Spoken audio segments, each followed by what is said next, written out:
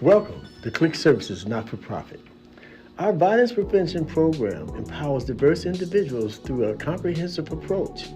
We engage participants teaching employable technology and life skills to reduce crime and recidivism with a focus on healing and empowerment. Our esports curriculum covers video film editing, IT fundamentals, streaming, music production, coding, esports in the law, and much, much more. Our copyrighted, certified trauma and mentoring curricula addresses the impact of trauma on violence and crime. The staff at C.L.I.C. Services are passionate about making a positive impact through their programs. They are committed to offering valuable support and resources to the community, helping individuals achieve their personal and professional goals. Their team works tirelessly to ensure each program is designed to meet the unique needs of participants, providing guidance, encouragement, and tools necessary for success. With a strong focus on empowerment and growth, C.L.I.C. Services is dedicated to making a meaningful difference in the lives of those they serve. We welcome anyone to join this program. Thank you.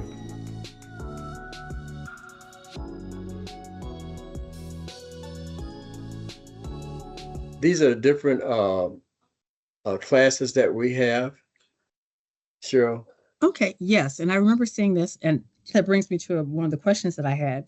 One of the things that I believe one of the benefits of the program is that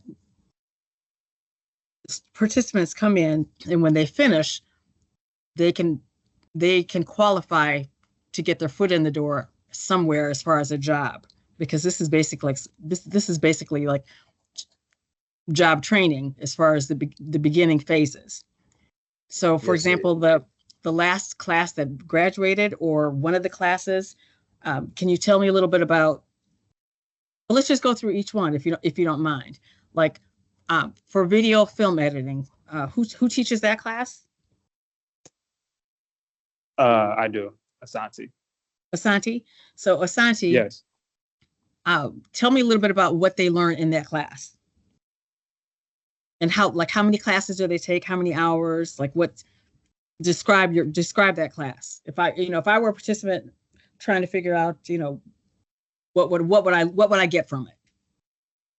Yeah, so it's a 12-week course. So Monday and Tuesday, 4 to 6, we have participants come in, and they essentially learn the fundamentals of video editing. So they learn from this software called CapCut, which is a free tool that they can download from home. And we also have it on our computers, so they can work on it in class, of course, but also outside of class. And they learn the fundamentals of video editing, and they learn how to, tell a story with the software. We edit different types of videos, so music videos, sports, weddings, and a few other types of videos, just to give them some experience in different types of videos to edit. And so it's really just honing in on those fundamental aspects of film production. We learn how to use a green screen, like I said, learn how to use a camera. So we basically just tackle all parts of the video editing process and film process, from pre-production to post-production. And like I said, it's 12 weeks, only 2 hours a week, so they don't have that much time to get too much in depth.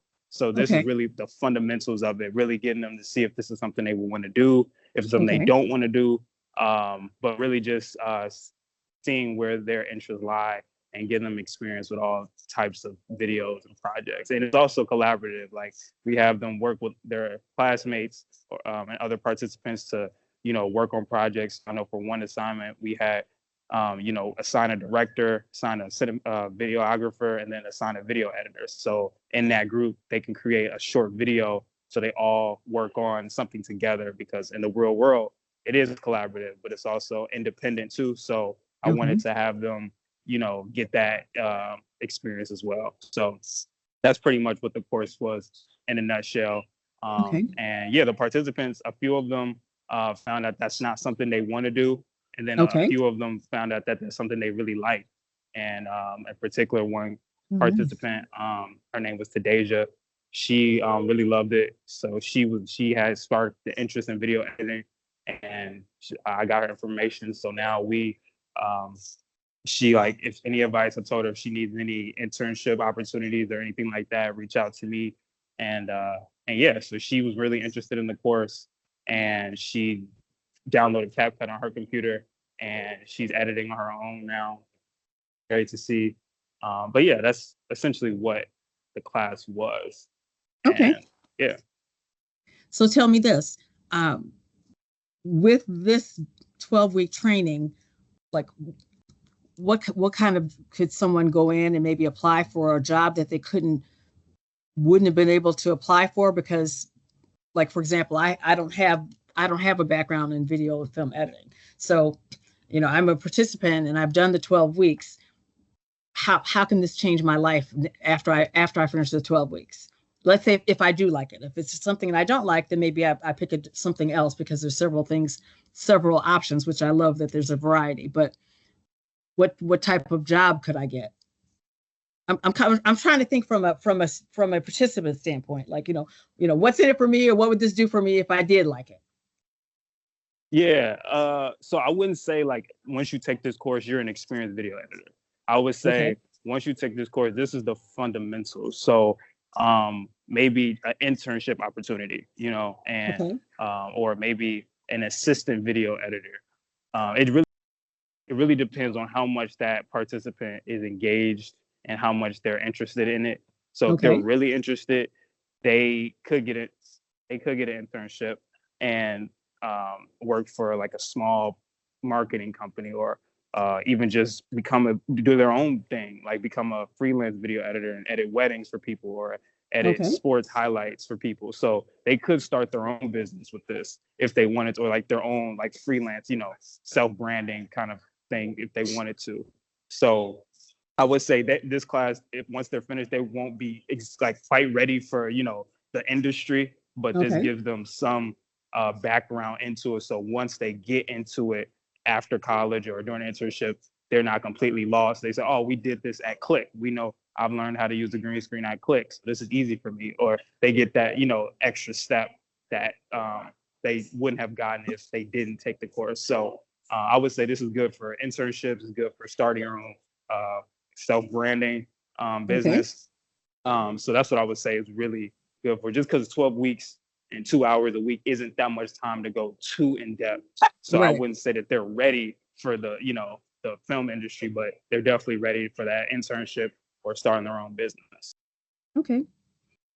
And that just sparks for me. I'm a mother of a previous athlete, so when I think of uh, again, when I think of the target audience, and I think of um, what things might be interesting to them, I think some sports, uh, music editing, definitely, like it's and the sports highlights that just caught my attention as far as it resonating with me. And I'm thinking of maybe someone who got kicked off the team.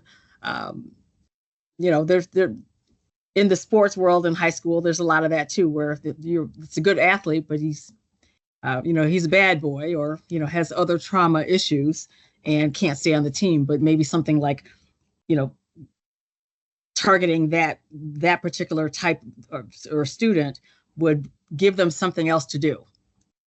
Bring them off the streets, and like they know they love the sports, and they love basketball, football, etc. Um, so that I'm just trying to think of different ideas as far as the target audience. But Yeah, okay, what about and that was a big part of it, like having them all do different types, because some people may like sports but other people may mhm, like music, so giving right, them all different types of videos to edit to see what they like. And that's the thing right, about video editing, like you're on the computer pretty much all the time, so it's really about finding something you like to do where you can sustain yourself and have fun doing for a long period of time.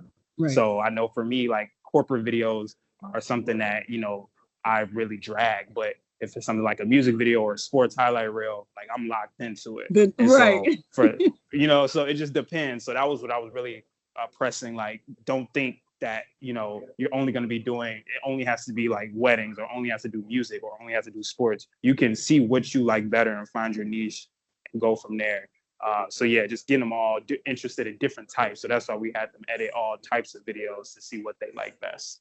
Okay. I think that that's very helpful because when I think of trying to like, um, maybe cut like some of the ads, some of the maybe display ads or video ads, something like that would be very attention grabbing for especially for the target audience. Right. Yep. Like a little versus just saying versus just saying video or film editing, but actually just giving them, you know, you could be doing, sports highlights. I mean, what most young, especially young males, are not all of them are, but are very much into sports and music. I think, just kind of hit home, at least for me right Right. now when I'm thinking of the target audience. So thank you. I think that's helpful, and I think that'll spark some ideas for me as far as brainstorming with you all some more when it comes to some of the ads, because going back to what Christian had said earlier, getting followers and engagement, then what else can we do maybe different or yeah, what else can we do different to capture the target audience's attention? Okay, what about esports and law? Yes. So, what I try to do is introduce the students to the many different ways the law intersects with esports. Okay. I am in the. Can you watch? Thank you. Um, and we go over a lot of intellectual property and contracts because those two aspects are very pivotal. So, with intellectual property, they learn how to. I know we're going to go this way. I apologize. We're at a testing. But with intellectual property, they learn how to protect their developments and creations. And that could be through either trademarks, copyrights, or I always forget the third one, patents. So we learn the process that they could use if they're doing it themselves. I always suggest getting an attorney, but at least there are ways that you can check and see whether or not your development is an original creation. And that's most important. We also Mm, go over contracts to, because most relationships are contract based. So we go over mm-hmm. employment contracts if they want to have their own company, organization, freelance. That's a contractual obligation. What that looks like, if they're on an esports team, they learn how to negotiate those contracts to ensure their rights are being protected, right? Okay. And they're being fairly compensated.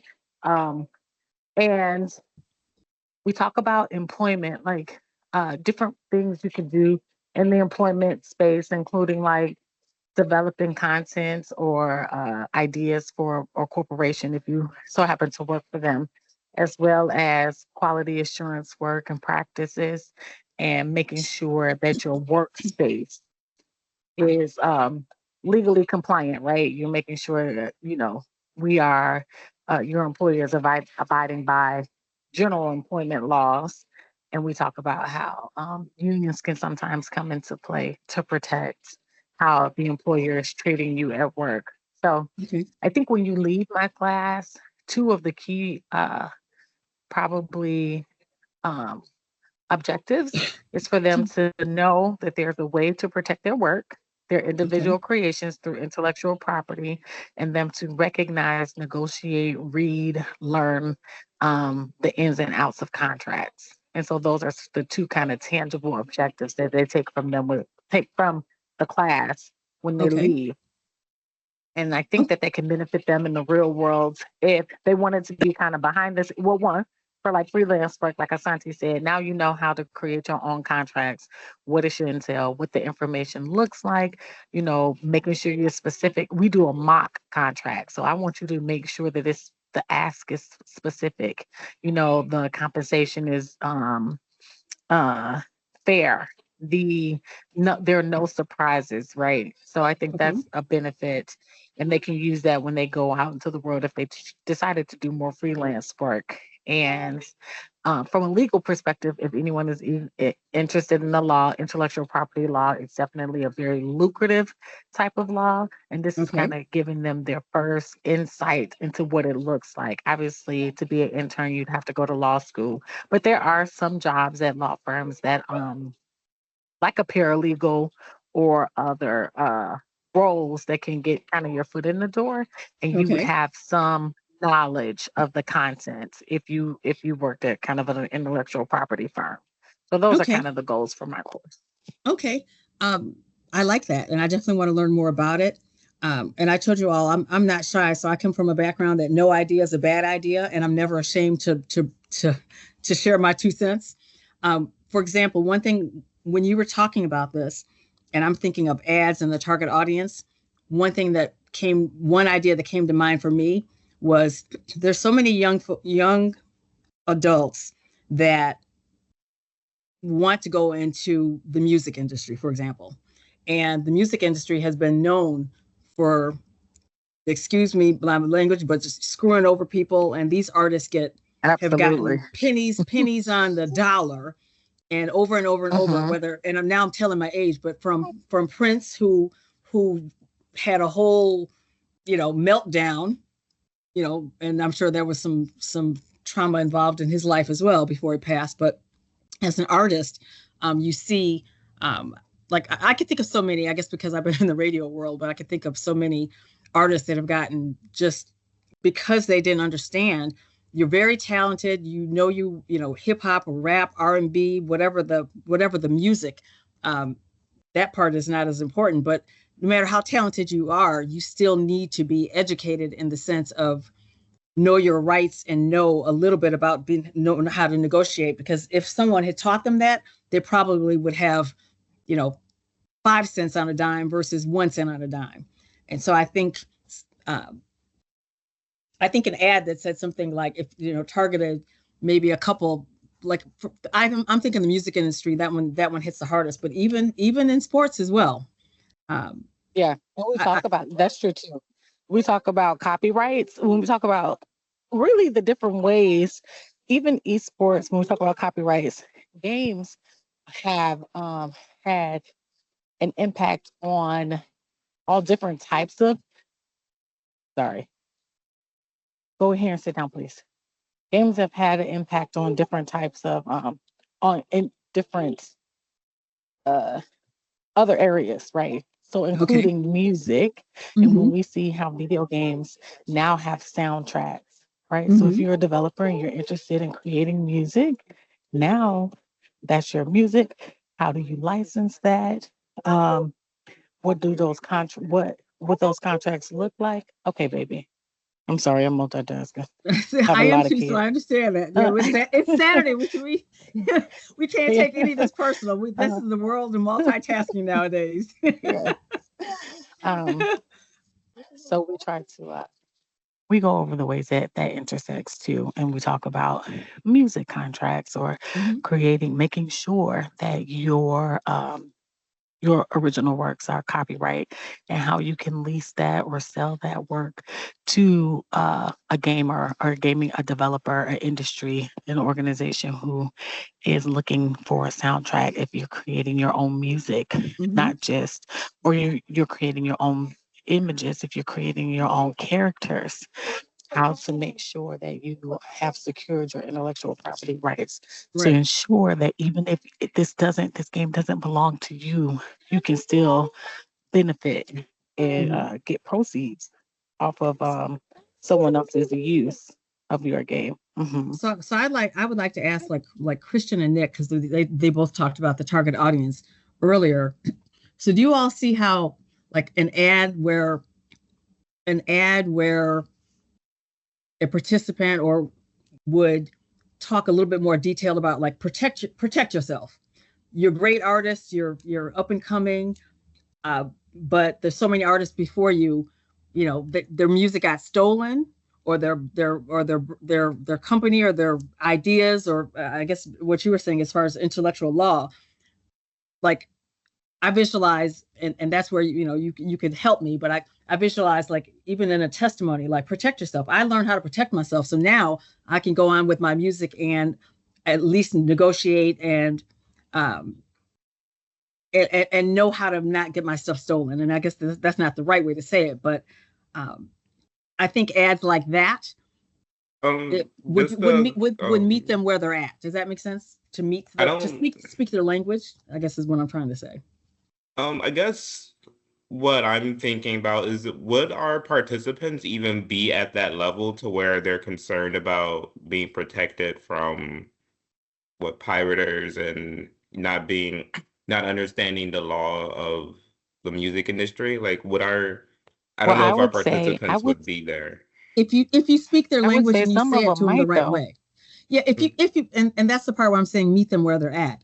If you Mm-hmm. say it in a Yeah. very, if you talk about intellectual property, probably not because they don't understand what you're talking about. But if you speak their language, like, you know, protect yourself so that you make your money, Correct. so that your money doesn't get stolen. And, and even give examples in the music industry, you can make, 50 cents on a dollar or a nickel on a dollar. Which one do you want to make? Protect yourself. You see what I'm saying? So, yeah, but what I would say about that, even in greater detail, what we know that they do is they use they're YouTubers or they're gamers. And so Yes. even if they have a moniker that they use and they go by that's popular and they have, 1,000 followers today, once you start collaborating with other people, as soon as your popularity increases, you can become at risk. Who owns this moniker? Is it yours? It's the other Yeah. person. This is why contractual obligations are important. And I think they do resonate. I know one of the students at one point had like I don't know, 2,000 followers. And that Mm-hmm. could be very significant. I mean, we know on YouTube you could be making money. So who owns Yes. that? And what does Yes. that contract look like? So I know it seems obscure initially, but long term, even during the course of this class, they might these skills might allow them to increase their value in this Agreed. realm. And when that happens, we don't want them to be arguing, in court arguing over who owns the rights of this and that when they could have had those Right. protections on the onset.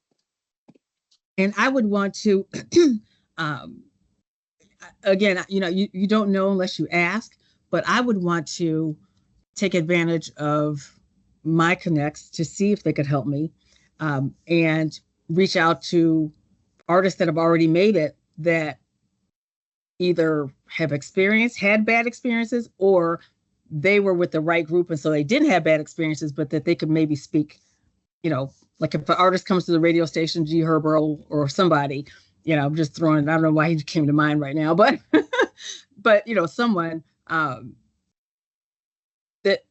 that could even speak upon it, like this would be a good class for them to recommend it, because we all know if there's if an influencer speaks, now all of a sudden you got a lot of followers and people are checking out your website just because G Herbo told you to. you know I'm glad you guys are talking about that because especially Dr. Carter, that you chimed in on it too, because I don't want to just look for that individual that I guess that would be that I want to use the word entrepreneur, but I don't know if that's correct right now. I don't want to use I don't want to just talk to in this marketing piece. I don't want to just talk to this person that has, if I can say, no skills at all.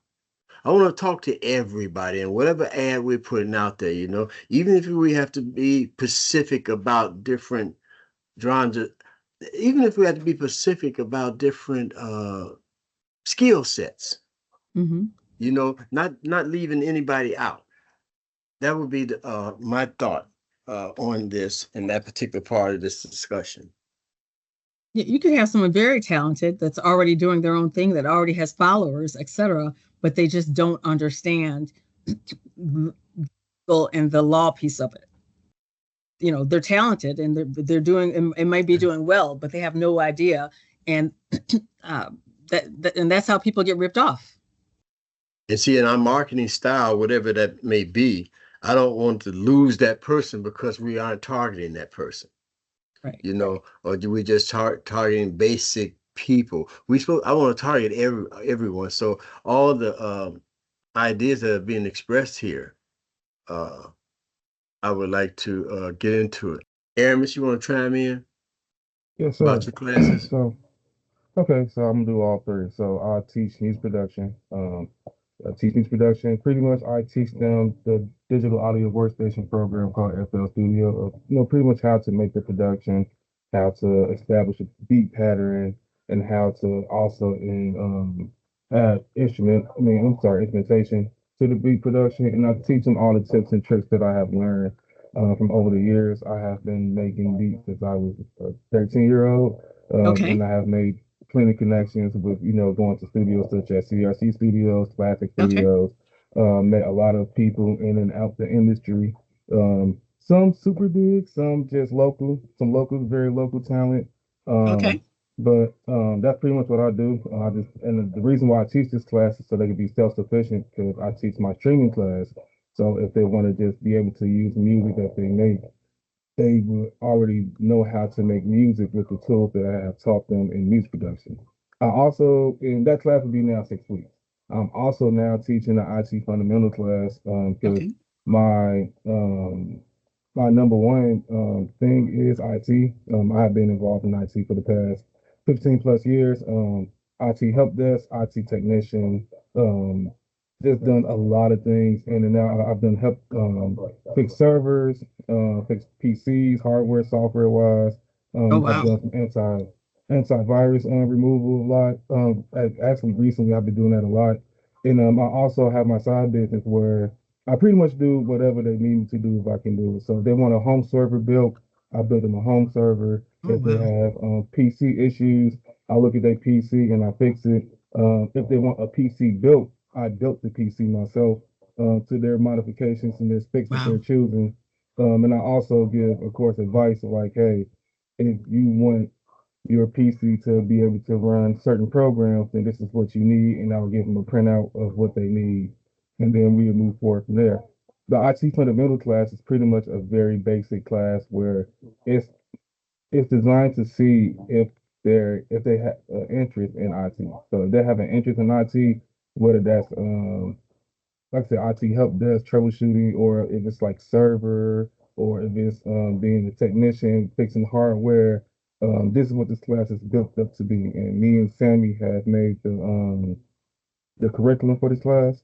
Okay. The reason why, and I pushed for this class specifically because I wanted to have the kids to have employability skills, right? Because even with me Mm-hmm. teaching them the basics of IT, will be able to kind of get their foot in the door a little bit, Mm-hmm. especially being like a computer technician, just doing like very basic work. I was telling my class that, one of my side jobs was me going to the conventions across the Chicago area and pretty much setting it up where they have their printers, their iPads, and pretty much anybody could do it.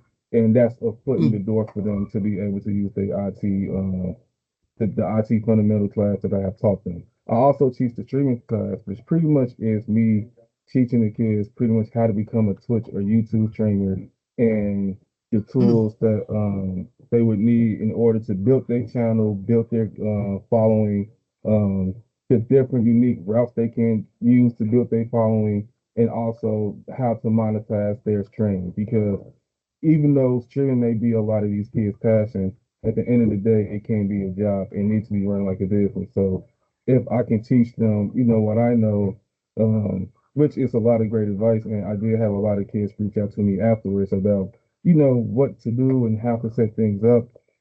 That's pretty much what I do. So those are And all three of my classes. thank you. I think that, and I think that's very important. And again, when I think of, going back to the basic, um, what we talked about with increasing followers and, getting more engagement, et cetera.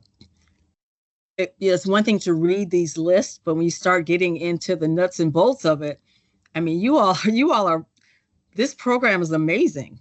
And, and just for everyday life, for everyday life, and excuse me for calling the 15 to 25-year-old kids, but that's my son's 24. So, these kids are, this is everyday life for them. So streaming and them building their own social media, et cetera, teaching them how to monetize it.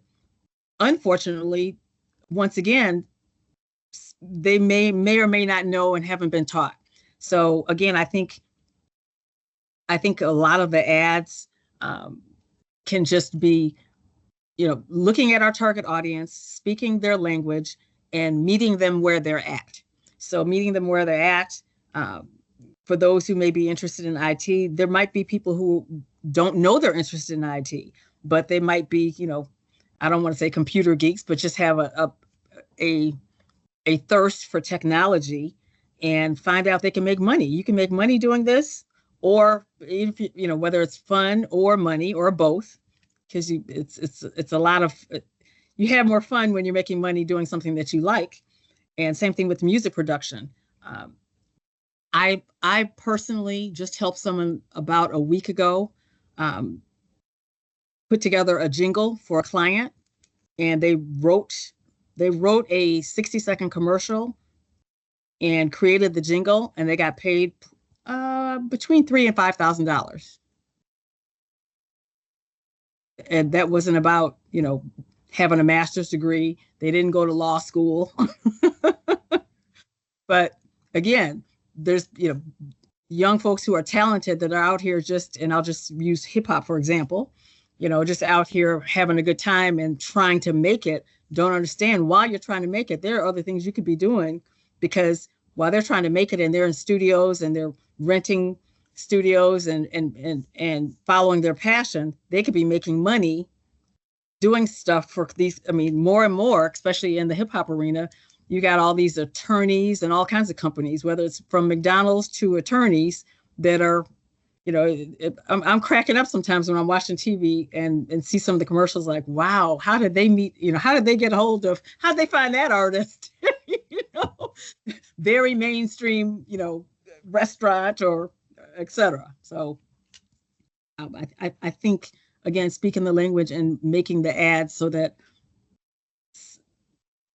people, they may or may not understand that there are other ways to make money while they're trying to make it, if that makes sense.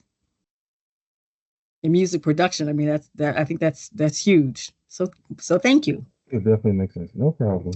Yeah, and I'll probably want to talk to you a little bit more, one-on-one to talk about some of these ads that we can kind of speak their language versus just saying music production and IT fundamentals. How does that affect them in the real world? Yes, ma'am. And what could they do when they have this talent? 12 weeks, and I get it. You're not necessarily you're not going to be the president of the company, but you can walk in with the fundamentals to get you where you need to be, just to be able to make the money just so that you can go rent the studio, because renting those studios and all that stuff that they're trying to do to follow their aspirations costs money. Even if it's just driving a car to get to the studio, you need a car or Uber, and Uber costs too. So thank you. With that. You want to move to the trauma piece? Yes. Trauma and mentoring. Yeah. Yes. Good morning. Good afternoon now. Good afternoon. How are you? So fine, and you? I'm well. My class is a little different. So I always have to come in because when I walk in the classroom, can you hear me? Okay. Yes. Can I interrupt you first? Sure. Lakeisha, introduce yourself first, please. Oh, absolutely. Okay. I'm sorry. I missed that part. So my name is Lakeisha Edwards, and I am currently the Associate Executive Director for Lutheran Social Services in Illinois. And I have over 30 years of experience in particular in leadership and program development for social service organizations. Okay. In particularly treating and serving youth and young adults in need of trauma-informed services. So whether it's in the foster care system, residential, youth that are out of home, and families that youth have been placed out of home. So you're trying to heal and get those family the resources they need to reunify. So I come with I have some certifications in trauma-informed care, specialized trauma training. So I'm coming in providing instruction and mentoring to the participants of the C.L.I.C program using SAMHSA's evidence-based 6 guiding principles of trauma. Okay. So that's what I bring. Okay. That's not who I am, but that's what I bring for the Oh, okay. program. So and then, like I said, my class is different, even when you get the title trauma and mentoring. So as a participant, you're instantly saying, okay, this is going to be one of them soft, touchy feely classes, and they want to talk about my problems, and I'm not here for that. So Right. I come so I have to come in very honest and transparent with them to let them know this is not that.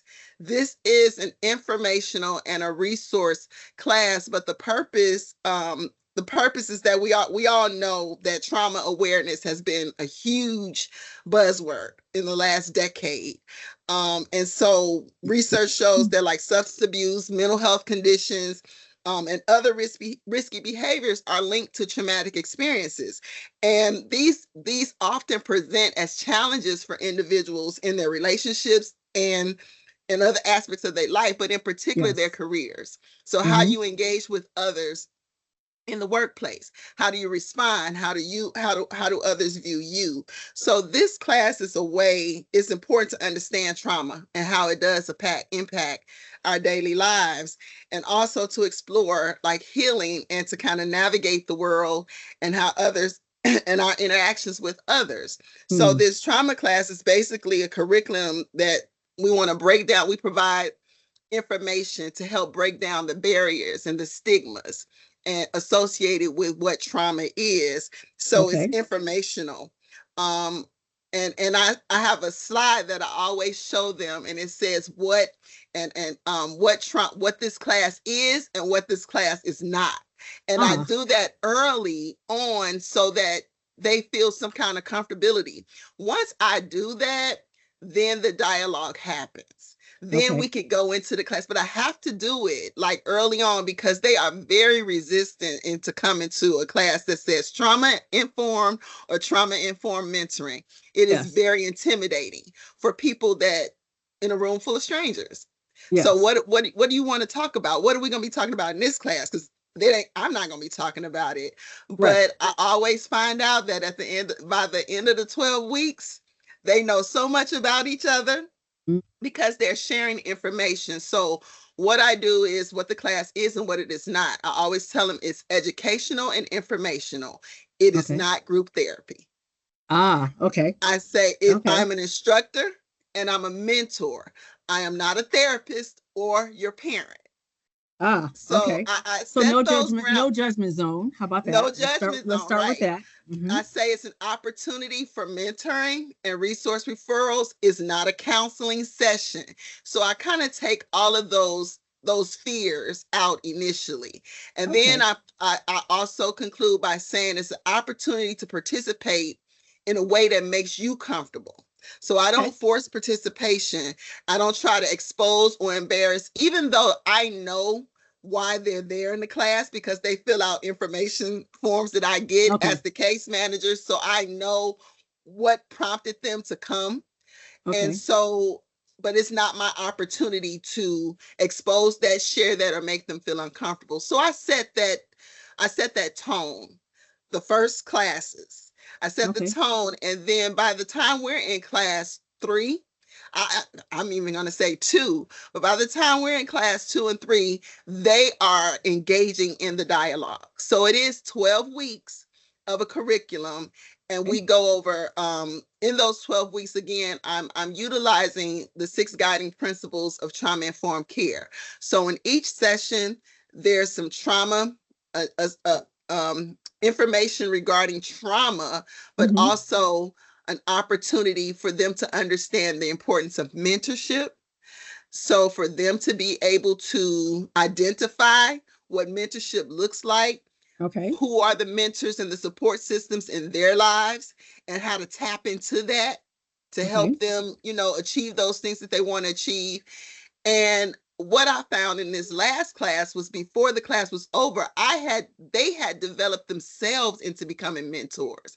They Oh, felt wow. like with what they received from the class that they could better either understand people's response to trauma, Okay. people's response based on maybe some of the trauma information that they had received, Okay. but also maybe help guide somebody else. And we talked about peer mentoring. So if there were, it was a young group of students in the last class, and I said peer mentorship is a thing. Your buddy, the person that you walk to school with every Hmm. day, if they're depending on you to be present and available for them to walk to school and maybe share what happened last night, that's Mm. peer mentorship. That's beyond friendship. Okay. That's beyond Okay. friendship. So the goal is to teach them to look at trauma from a different lens, and Okay.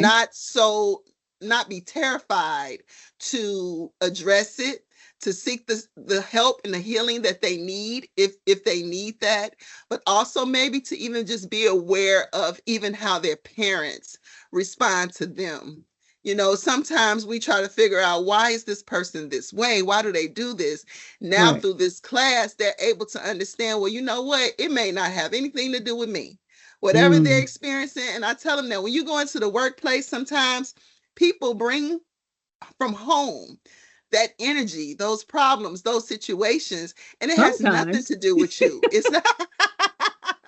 It has nothing to do with you. It's not personal. So Yes. your response, look at it. Your response should be trauma informed from here Okay. on out. So that's what the class is. We do. It's a lot of role play involved. I typically don't add role play into class 3 or 4 once they've gotten comfortable with each other. We've had Okay. some trust exercises before Okay. that. So we do role Oh, play. There's a lot of video incorporated to give them real world examples, whether it's from TV shows or things like that. They could see trauma in real life, see responses or trauma informed approaches in real life. So, and then it's a lot of discussion and a lot of game. We do games, to teach them how to collaborate, communicate, and talk. So, but that's what the class is in a nutshell. so yeah, I was going to ask again. I'm always trying to go back to the target audience because it's such an amazing program that it could be for almost anyone, especially Mm-hmm, our youth. But mm-hmm, keeping in mind that it is trauma based, and we're looking at we didn't want to say violence prevention, but mm-hmm. for all practical words. Yep. Um, so I think Dr. Nancy and I had talked about, and I think Christian might have mentioned it too. Sorry, Christian, you're the name I remember. um, one, I think a judge, and there was a young person that was like on house arrest, and I think we maybe Mm-hmm. have talked about something. So, how many of the participants have had like, and this isn't to be nosy, I'm just asking because we all have trauma. You don't have to be. We all have trauma and all have mental health, need healing, I guess I should say, from A to Z.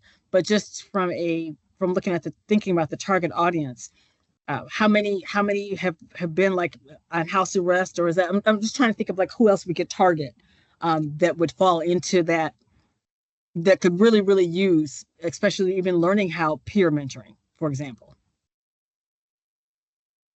Dr. Nance would be better to explain how many participants throughout the onset has been on house arrest. And I will say this: when they start out, they have to fill out a questionnaire, right? The first Okay. class, and it talks Okay. about it's supposed to be a transparent conversation, a private conversation, but of course they don't know me day one, as Right. to for them to kind of checklist what kind of traumas they may have. It's a list of questions, and it kind of identifies maybe what kind of traumas. So that Okay. first I do it the first day of class, and of course, there's nothing there. Nope, never experienced this, never experienced this, never experienced this. Right. So I decided to do it the last day of class or near the last class to see if the responses are different, because they Ah. become more comfortable, and they Yes. generally are. So regardless of whether they are, whether it's probation or whether they're there for any kind of court ordered situation, Okay. everyone has experienced one or more of the traumas that are listed, and Yeah, they okay. are more honest toward the end of class, because we've provided an atmosphere, a psychologically safe atmosphere for them Yes. to feel comfortable and trust Because at this that point, the it's a safe information place. is just for informational purposes. But what I read from that is that they are acknowledging and are comfortable in saying that this was trauma. From Yes. day one, they weren't comfortable in saying that this is a trauma or it was an embarrassment. From Right. the end of class to say, you know what, this was a trauma, because we Yes. removed that stigma of negativity around trauma. And I think too, um, a lot of times and I mean all of us, if you grow up in whatever your household is that you grow up in, that's your norm. That's your So, norm. Mm-hmm. like, well, if this wasn't on recording, I would share a story with you all. See, I But got you ready. I got you ready. but I will just say, since we're recording, Before you start speaking, Cheryl, I was just telling the group that or the team that I wanted to share this with the director of C.L.I.C.K, this discussion we're having today. yes. I want to send this to them and send it to the lieutenant governor. Okay. I want them to hear about what it is we do. So I'm definitely going to keep my family story out of this recording. Well, you know what? We had to tweak how we streamed this class in particular, because kids, the youth, the participants, not because we had adults, young adults too, the participants were sharing. And so it became, they were sharing personal experiences. So we Yes. had to really Right. revisit how we streamed this class. So Yes. because of that, because of respecting their privacy. So yes, it's not intended for that, but what they get out of it in the end, they create their own class environment, and it always turns out to be them saying, oh, let me put this out there, was that really a trauma? And I Right. disclose in order to make them feel comfortable, because yeah, you come and I got this bio, she's done this, she does this, blah blah blah Right. blah blah, but I'm Right. also human and I've also experienced trauma. Yeah. And we all have. I don't think No, everybody anyone has to some anyone who degree. is yes. And I think that that's the biggest stigma. I think the biggest stigma Yeah, is, you don't have to have a, whether you're rich or you're poor, that's right. whether you're That's living on right. the right side of the, Yeah. whether you follow the law or you don't It is follow the law. blind. Trauma is Yes. blind. Yes. Yes. So yeah, so I think that that's and again, because uh because your class could be almost intimidating and scary for anyone who does not want to be vulnerable, and anytime you think about any of our personal trauma that we've had, whether it was in our household or on our job, because it happens at work as well. Mhm. um Something, like I said, some things we almost feel like they're the norm, and Yep.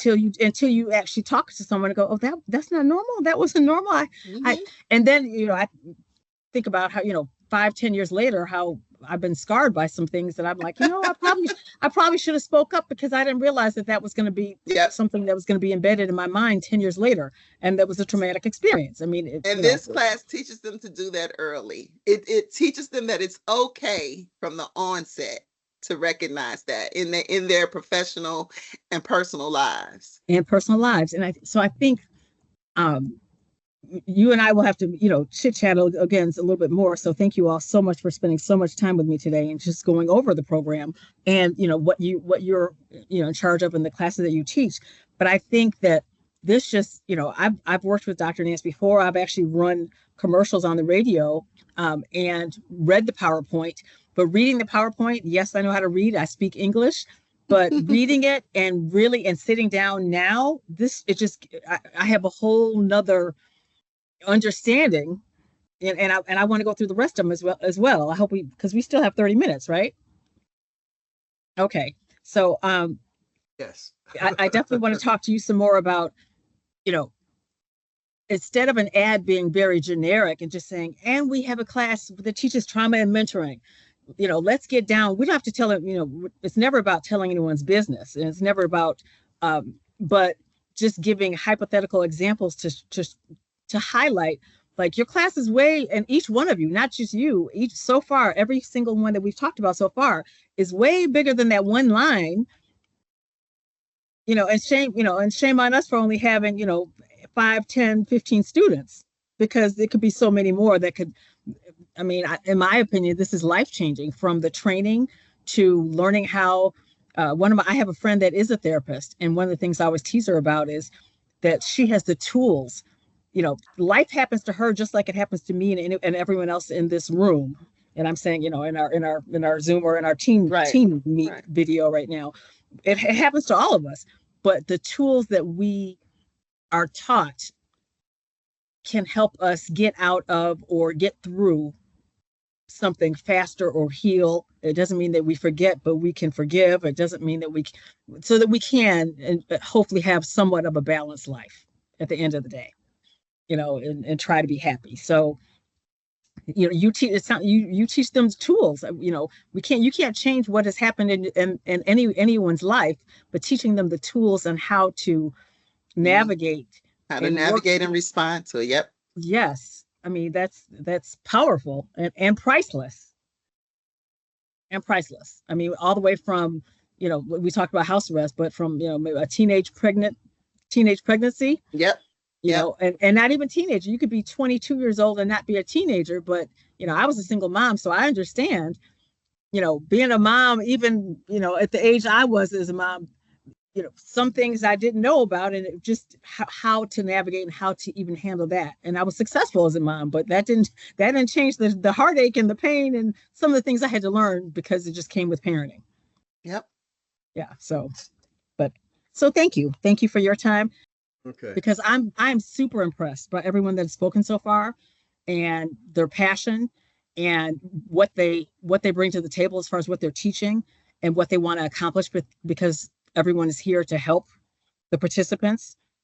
I think, and I also think, I don't like that word. I believe that your questioning and your pulling information out of all of us is important too. Well, thank you. Thank you. That's what I like about you. You really make the conversation go, because we had some long talks. Because you be pulling all of it out. Well, thank you. Yeah, I'm excited. I'm excited. I'd like to go do the next 3. We got about 20 minutes or so. And I like to highlight each of the other bullet points, because, and again, and I won't take up too much of you all's time, but I definitely want to talk to you one-on-one, because, I'm very interested in creating the right ads and speaking the right language to target the participants. And I think that, what each one of you all are doing, and what you've said today, I think that alone, with a little bit of, sometimes with advertising, you have to, put a little bit of a spin on it. But I think the meat and potatoes of it really, really is, I think that you'd get more engagement. Well, Cheryl, from what you just said, is along with the dialogue that we've had, is I don't want to lose in the editing that Asante will do for this discussion. I don't want to lose your questions, your statements. Okay. I don't want to lose that, because that's going to see. This is all about marketing this program for sustainability. Yes. And that's why I'm sending it to the Lieutenant Governor and her people. It's about sustainability, because they have connections past their program. Yes. That could possibly help us with the sustainability piece. That's why I don't want to leave out how you're really digging into what these classes are about.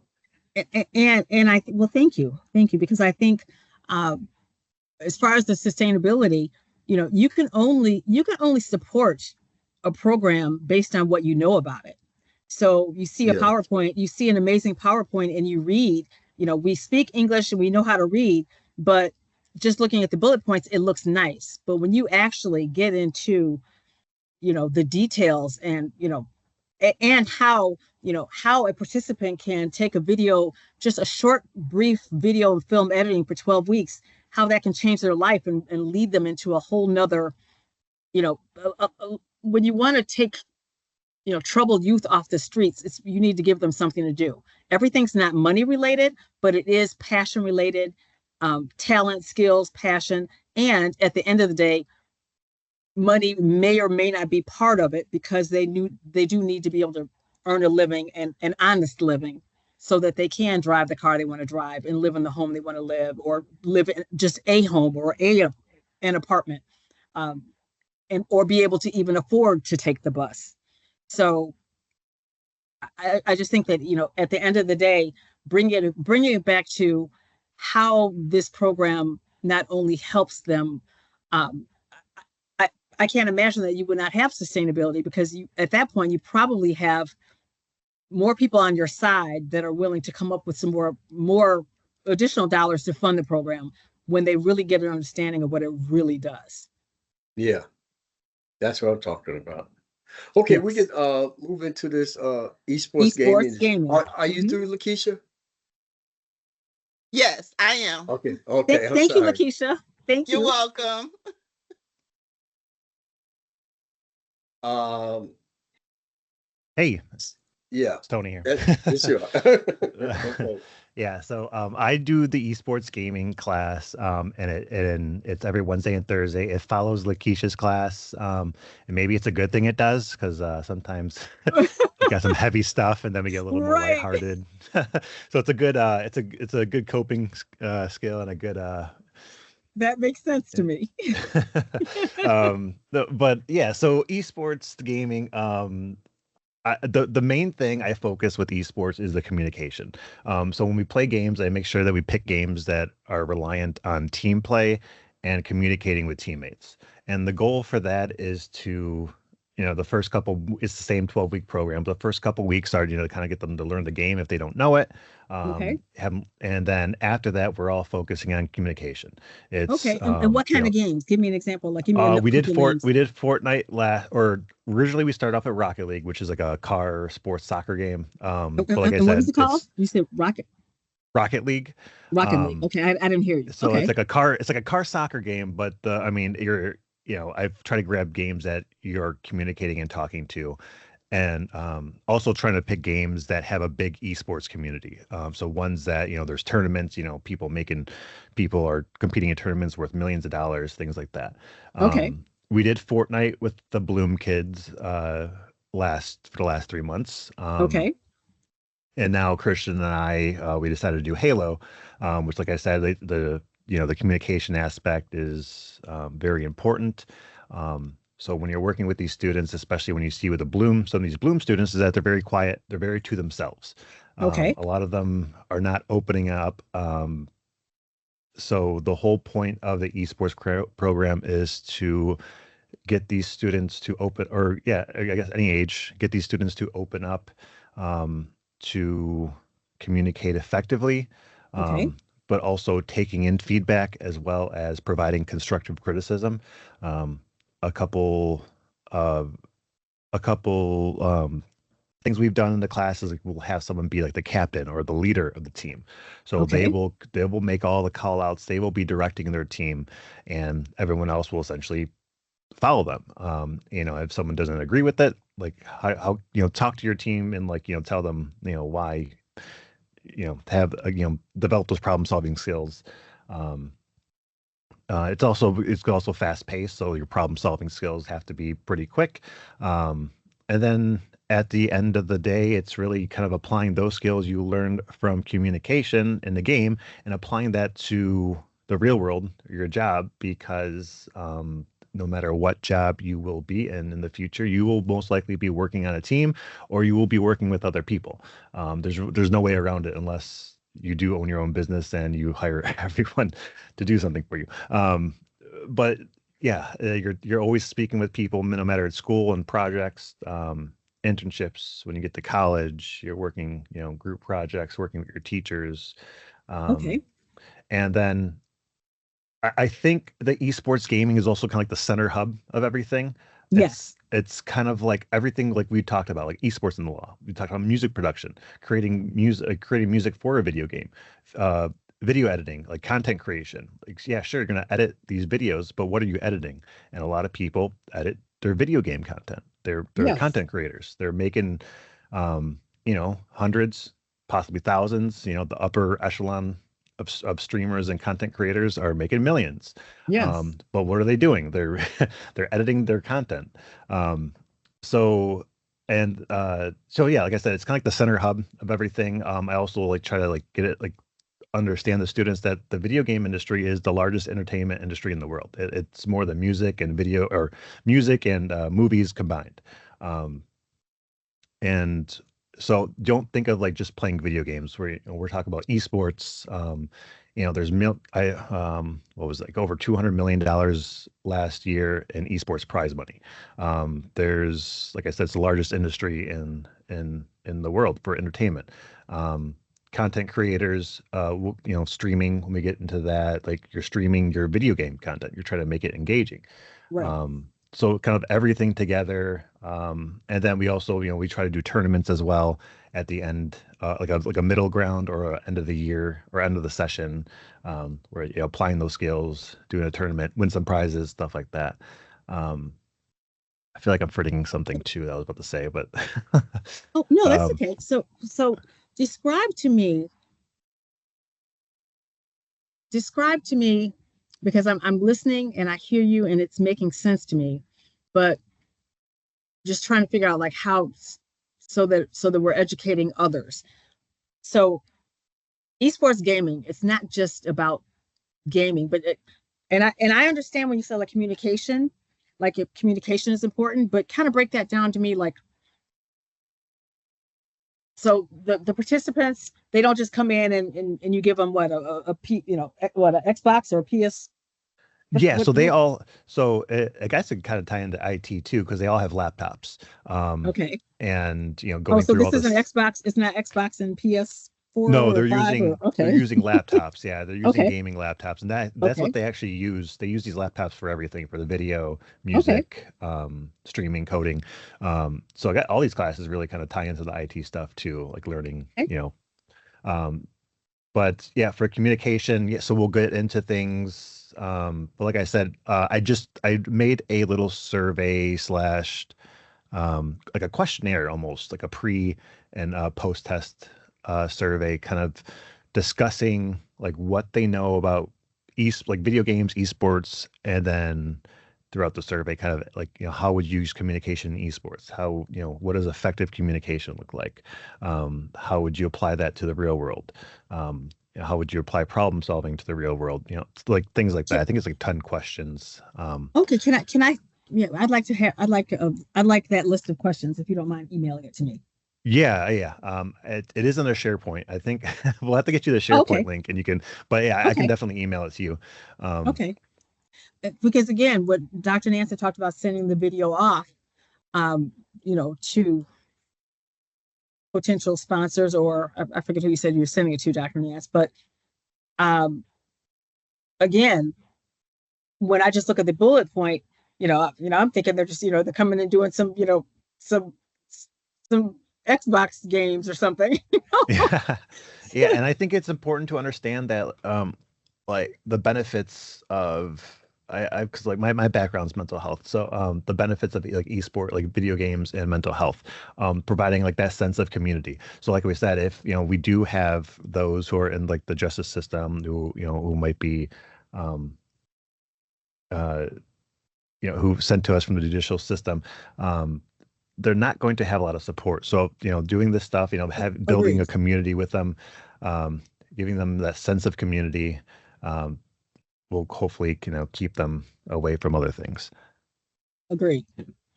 Agreed. And but I think from a from a standpoint of how do you tell, how do you tell a potential sponsor? How do you go into a neighborhood and a community that's having issues and violence and problems, et cetera, and say, you know, this is how a program with something as simple as esports gaming can help your community versus them just thinking, well, okay, you want me to help sponsor this and they're going to go play games. What Yeah. you see what I'm So saying? So getting a better understanding of how this breaks down and affects yeah, a and participant. this guy I know, he lives out of Cincinnati, Ohio. I've met him before when I did contract work, like streaming and uh, hosting tournaments for them. Okay. He created his own little social media site called Channel 3, and it's really just like video games and social media kind of combined. So think of Facebook, but it was only for like video game talk. Okay. It's called Channel However, 3. yeah. Okay. So Okay. they've actually sponsored one of our tournaments before, not sponsored, but they were like, hey, we have some shirts to give prizes to. Um, Okay. Christian won one. Okay. Very But good. Congrats, Christian. what he does is he actually works with a lot of the recreational centers in the Cincinnati area, and he essentially created like an esports league on Saturdays. Okay. So think of like instead of your kid going like the basketball or soccer games in Saturday morning, Yes. you're essentially going to the rec center and playing video games on Saturday morning and then getting a team. And I think he said he has around like 8 different facilities that he's working with. Um, but if we're talking about, at-risk youth, lower socioeconomic status neighborhoods, getting those kids, out and about, out into the community, out into these rec centers, Yes. on a team, Yes. I know, an esports team, but they're still, meeting up with, coaches. They're meeting Absolutely. up with other teammates, and they're Absolutely. putting all their effort and their skills into esports instead of who knows what else that they might be doing. Absolutely. It's really just redirecting their energy. Exactly. Yep. Yeah. And Redirecting of their energy. course, yeah, and of course, like video games and sponsorships. I mean, some of the largest companies in the world are, technological and video game based. Um, Agreed. so, Agreed. And not even and all the way down to your soft drinks, your Mountain Dews and I mean, different products. I mean, there's so many. right, yeah, there's a ton Um, of drinks for yes. Yeah, for exactly. gamers and stuff. The Exactly. energy drinks to make you The quote energy unquote stay drinks. focused. Yes. But and again, when I think of um, because this is twofold, there's several components to the program. There's the getting the participants and helping them with their trauma and educating them and introducing them to the different facets of esports and music production and gaming, streaming, coding, etc. And but then there's the business side of it, and there's the business side of it is how the only way to have this be a sustainable program is to have it sponsored or funded. So there's that aspect of it as well. So how to take these key points, and there's a ton of energy drinks that's going after the participants from a this is cool, buy our buy our product or whatever. But when you get to their not even just their because unfortunately we've I won't bring politics into it, but we have a president that's not really into supporting DEI, as we've all seen and heard in the last 10 days. Uh, but companies, as far as them being socially responsible, so yes, they want to sell their product, but on the back end, they're looking at gaming as one way, uh, but how can we reach them and maybe even get some of their sponsorship dollars to look at gaming another way and look at gaming and the other things that go behind it, and as well as trauma mentoring and the educational pieces of video editing, etc. So again, this is very, very helpful because just digging a little deeper and versus just reading the PowerPoint and the bullet points is very helpful. So thank you. Yeah, of course, no problem. And again, I will probably want to pick your brain and talk to you and see if I'm not only in the right, if some of my ideas are going in the right direction, if you could see them trying to reach out and, back to Christian's comment earlier about, getting more followers and getting them engaged. Yeah, and like I said, I think doing something at rec centers would definitely do that. yeah, and like I said, I feel like the esports gaming class is kind of like the central hub of Yes. like everything kind of I don't know. Because I remember when I was first interviewed, I started back in August, and